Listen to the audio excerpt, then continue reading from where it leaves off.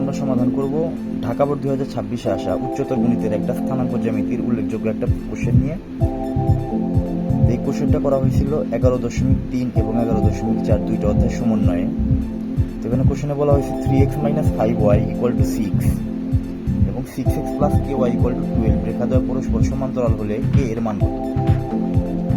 আচ্ছা, এরকম যদি দুইটা সরল রেখা থাকে এবং যদি বলা হয় যে রেখাদ্বয় পরস্পর সমান্তরাল, তো আমরা কি জানি দুইটা রেখা পরস্পর সমান্তরাল হওয়ার শর্ত কি?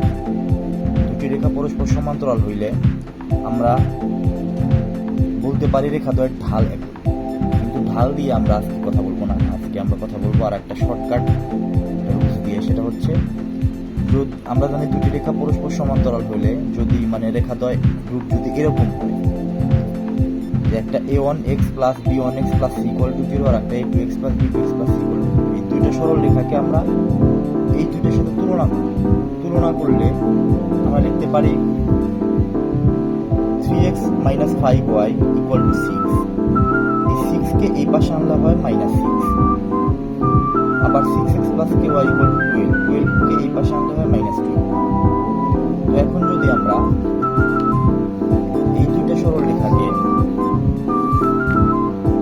a1x + b1x + c = 0 আর a2x + b2x + c = 0 এই দুইটার সাথে তুলনা করি, তাহলে আমরা এই 3 কে বলতে পারি a1, -5 হচ্ছে b1, এই 6 হচ্ছে a2 আর k হচ্ছে b2।